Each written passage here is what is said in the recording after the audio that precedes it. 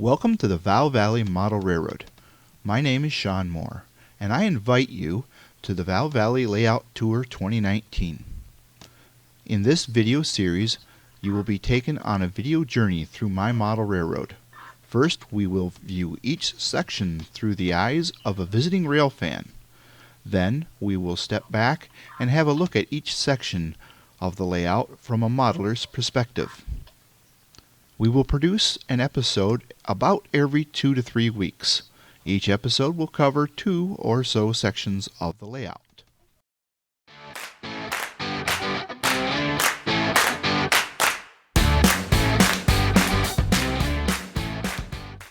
Episodes. Episode 1, Intro, followed by the Pierson City and Pierson Yard. In Episode 2, we'll look at Pierson Diesel Shops, the Pierson Roundhouse. Then, moving along to Episode 3, we'll be visiting the Val Valley's Valley and Stillwater's Maintenance of Way Yard. Then in Episode 4, we'll make it to Stillwater and on to Wallace Junction. Then, in Episode 5, we'll be traveling up the branch line and we'll stop at Billings, then Sycamoose. And then come Episode 6, we'll be taking a look at the town of Wilson. And finally, the end of the branch line, the coal fields of Sutton. And then our last episode is titled Electric, where I will discuss all kinds of electrical systems that we're using on the layout that may be interesting, from the signal systems to the crossing gates to why I wired my layout as if it was a DC layout, even though I knew I was going to make it DCC.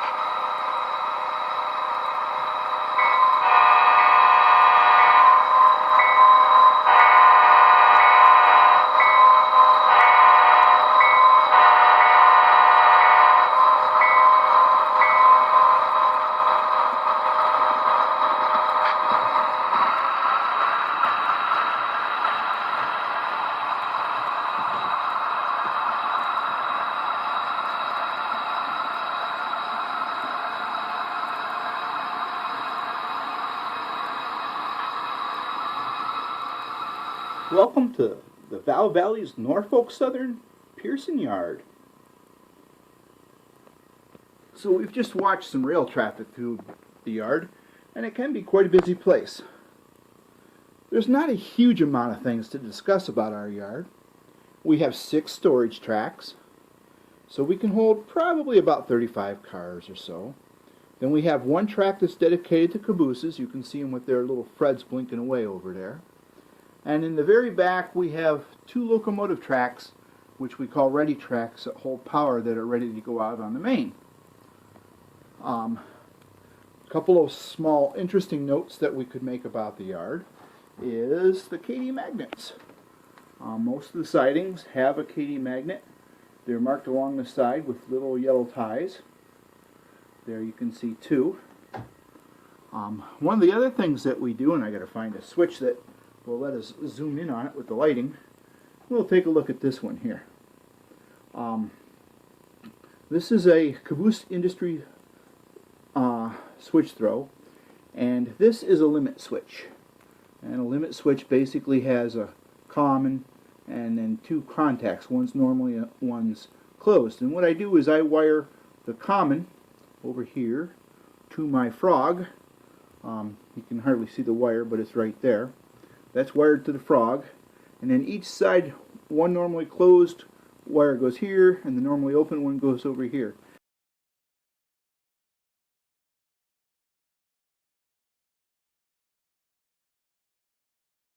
And basically what that does is, when I throw my switch, you'll see this little blade here closes. Let me see here if I can do this. Like that. And that changes the position of the switch. So now the power is going from here to the other contact, which gives the throttle, or the frog, this rail. If I throw him over, now this contact isn't being made, but the common is now going to the middle, and now the frog is getting power from the other rail, so that we don't get dead spots.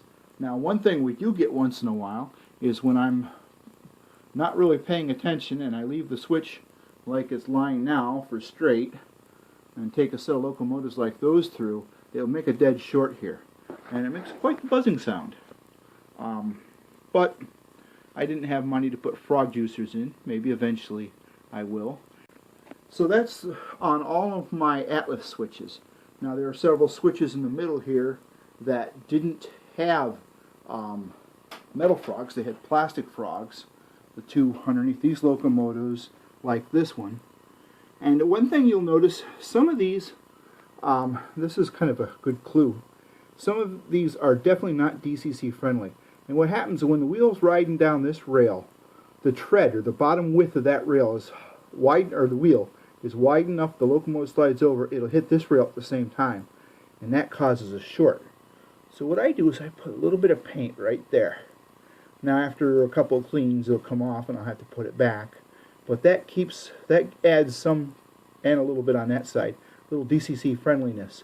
You'll have to experiment. You don't want to go very far because you're going to increase the dead spot and engines may stall on it, but you have to find a happy medium between stalling and shorting, which in DCC world is a whole lot of fun. I did this to save money, and you can see these switches. There's a limit switch on that one. There's one over there, and I painted them flat black.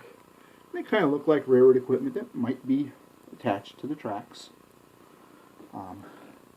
So this is Pierson Yard. I wanted to talk a little bit about a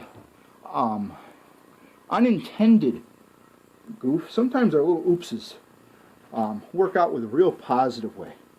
In this case, my carpentry, which is certainly not as good as my modeling, it doesn't fall down, but it's seldom plumb and level.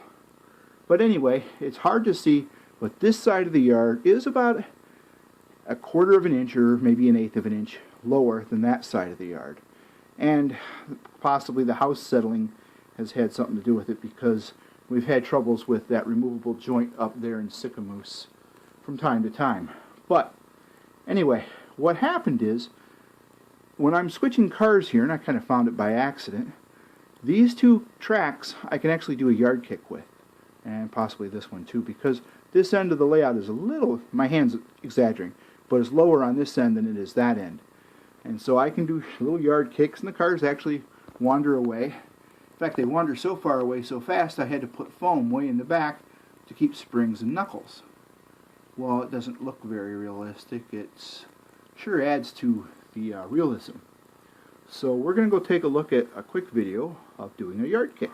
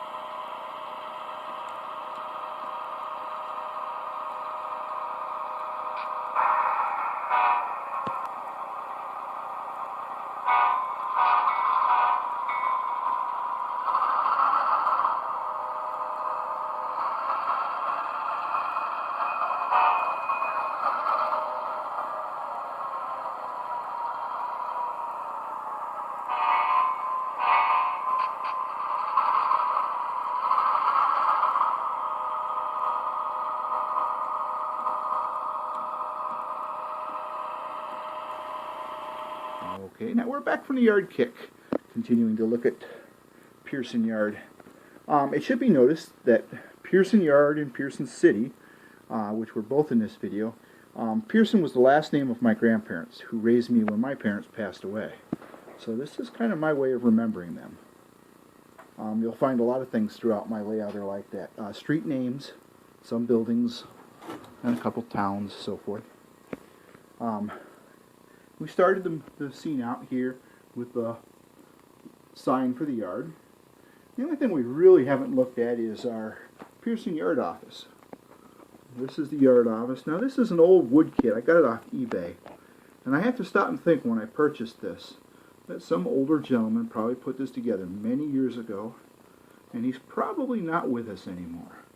So it's kind of a pleasure to have it if you can really think about it. It was put together really well. All I did was stick a sign on it and re-glue the stairs on because when someone wrapped them, they didn't ship it quite well.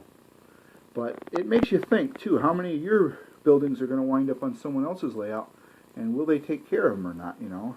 Will they even stop and think about the person who built it? I know I did a little bit. And as you can see, this one's lighted. A lot of my structures have lights in them. But Okay, so for the most part, that's Pierson Yard in a nutshell. There isn't a whole lot to it. It holds cars. We switch engines. We have a lot of fun running them. A couple things I want to talk to you about this series of videos coming up. The next episode will cover the engine shed and the roundhouse here at Pierson, and we'll take a quick look at them. I guess this won't spoil their fun in the distance there. So we're going to be looking at those structures, and it ought to be a lot of fun. We'll be talking about the interior in that engine facility and the buildings that they were made out of, as well as the roundhouse and the working turntable. So that'll be the next episode. And also in the next episode, we're going to announce a contest.